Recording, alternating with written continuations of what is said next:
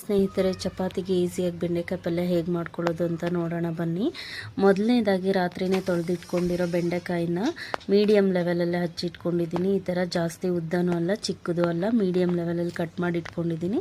ಇವಾಗ ಇದನ್ನು ಸ್ಟವ್ ಮೇಲೆ ಬಾಣಲಿ ಇಟ್ಕೊಂಡು 2 ಸ್ಪೂನ್ ಆಯಿಲ್ ಹಾಕ್ಕೊಂಡು ನೀಟಾಗಿ ಬೆಂಡೆಕಾಯಿನ ಫ್ರೈ ಮಾಡ್ಕೊಳ್ಳೋಣ. ಬೆಂಡೆಕಾಯಿ ಫ್ರೈ ಮಾಡ್ಕೊಳ್ಳೋ ಉದ್ದೇಶ ಏನಂದರೆ ಬೆಂಡೆಕಾಯಿನಲ್ಲಿರೋ ಜಿಬ್ಬಿನಂಶ ಹೋಗಲಿ ಅಂತೇಳಿ ಬಿಫೋರ್ ಪಲ್ಯ ಮಾಡಲಿಕ್ಕಿಂತ ಮುಂಚೆ 2 ನಿಮಿಷ ಆಯಿಲಲ್ಲಿ ಫ್ರೈ ಮಾಡ್ಕೊಳ್ಳೋದ್ರಿಂದ ಆ ಜಿಬ್ನೆಸ್ಸು ಬರೋದಿಲ್ಲ ಅಂತ ಕಾರಣಕ್ಕೆ ಆಯಿಲಲ್ಲಿ ಫ್ರೈ ಮಾಡ್ಕೋಬೇಕು. ಇವಾಗ ಆಲ್ಮೋಸ್ಟ್ ಫ್ರೈ ಆಗಿದೆ ಬೆಂಡೆಕಾಯಿನ ನೋಡಿ, ಈ ಥರ ನೀಟಾಗಿ ಫ್ರೈ ಆಗಿದೆ.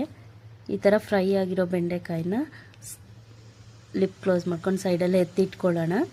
ಇವಾಗ ಬೆಂಡೆಕಾಯಿ ಪಲ್ಯ ಮಾಡೋದಕ್ಕೆ ಏನೇನು ಬೇಕು ಅಂತ ಹೇಳ್ತೀನಿ. 2 ಈರುಳ್ಳಿ, ಟೊಮೊಟೊ, ಸಾಸಿವೆ, ಅರಿಶಿನ, ಖಾರದ ಪುಡಿ ಮತ್ತು ರುಚಿಗೆ ಉಪ್ಪು ತೊಗೊಂಡಿದ್ದೀನಿ. ಈಗ ಹೇಗೆ ಮಾಡೋದಂತ ನೋಡೋಣ. ಮೊದಲಿಗೆ ಕುಕ್ಕರ್ನ ತೊಗೊಂಡಿದ್ದೀನಿ. ಕುಕ್ಕರ್ಗೆ 2 ಸ್ಪೂನ್ ಆಯಿಲ್ ಹಾಕ್ಕೊಂಡು ಆಯಿಲ್ ಕಾಯ್ದ ತಕ್ಷಣ ಸಾಸಿವೆ, ಜೀರಿಗೆ ಹಾಕ್ಕೊಳ್ಳೋಣ.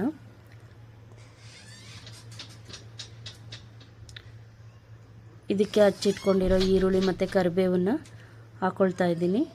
ನೀಟಾಗಿ ಈರುಳ್ಳಿ ಕಂದು ಬಣ್ಣ ಬರೋ ಗಂಟ ನೀಟಾಗಿ ಫ್ರೈ ಮಾಡ್ಕೊಳ್ಳೋಣ. ನೀಟಾಗಿ ಈರುಳ್ಳಿ ಬೆಂದ ಮೇಲೆ ನೋಡಿ ಆಲ್ಮೋಸ್ಟ್ ಬೆನೀತಾ ಇದೆ ಈರುಳ್ಳಿ. ಇವಾಗ ಇದಕ್ಕೆ ಸ್ವಲ್ಪ ಉಪ್ಪು ಉದುರಿಸ್ಕೊಳ್ಳೋಣ. ರುಚಿಗೆ ತಕ್ಕಷ್ಟು ಉಪ್ಪು. ಈರುಳ್ಳಿಗೆ ಉಪ್ಪು ಹಾಕೋದ್ರಿಂದ ಸ್ವಲ್ಪ ಬೇಗ ಬೆಳೆಯುತ್ತೆ ಅಂತ ನಾನು ಈರುಳ್ಳಿಗೆ ಉಪ್ಪು ಹಾಕ್ಕೊಳ್ತಾ ಇದ್ದೀನಿ.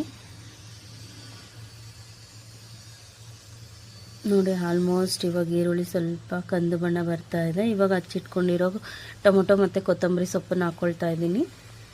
ಈ ಟೊಮೊಟೊ ಸ್ವಲ್ಪ ರಸ ಬಿಡಬೇಕು ಈರುಳ್ಳಿ ಜೊತೆ, ಆವಾಗಲೇ ಅದು ಬೆಂಡೆಕಾಯಿ ಪಲ್ಯ ತುಂಬ ಚೆನ್ನಾಗಿರುತ್ತೆ. ಬೆಂಡೆಕಾಯಿ ಪಲ್ಯಗೆ 1-2 ಟೊಮೊಟೊ ಜಾಸ್ತಿ ಇದ್ರೇ ಚೆನ್ನಾಗಿ. ಬಟ್ ತುಂಬ ಜನ ಬೆಂಡೆಕಾಯಿಗೆ ಟೊಮೊಟೊ ಯೂಸ್ ಮಾಡಲ್ಲ, ಮತ್ತು ಡ್ರೈ ಆಗಿ ಮಾಡೋದ್ರಿಂದ ತುಂಬ ಜನ ಯೂಸ್ ಮಾಡಲ್ಲ. ಈ ಥರ ಒಂದು ಸತಿ ಟ್ರೈ ಮಾಡಿ ನೋಡಿ, ತುಂಬ ಚೆನ್ನಾಗಿರುತ್ತೆ ಬೆಂಡೆಕಾಯಿ ಪಲ್ಯ ಚಪಾತಿ ಜೊತೆ.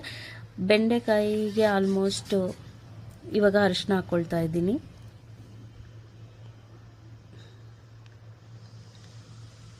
ನೋಡಿ ಫ್ರೈ ಆಗ್ತಿದೆ ನೀಟಾಗಿ. ಇವಾಗ ಖಾರಕ್ಕೆ ಖಾರದ ಪುಡಿ ಸ್ವಲ್ಪ ಎಲ್ಲನೂ ನೀಟಾಗಿ ಬೆಂದಮೇಲೆ ನೋಡಿ ಆಲ್ಮೋಸ್ಟ್ ಎಷ್ಟು ಕಲರ್ಫುಲ್ ಆಗಿ ಕಾಣ್ತಿದೆ ನೋಡಿ. ಇದು ಆಲ್ಮೋಸ್ಟ್ ಬೆಂದಿದೆ. ಟೊಮೊಟೊ, ಈರುಳ್ಳಿ ಎಲ್ಲ ಮಸಾಲೆ ನೀಟಾಗಿ ಮಿಕ್ಸ್ ಆಗಿದೆ. ಈಗ ಫ್ರೈ ಮಾಡಿ ಇಟ್ಕೊಂಡಿದ್ವಲ್ಲ ಬೆಂಡೆಕಾಯಿನ ಸೇರಿಸ್ಕೊಳ್ಳೋಣ.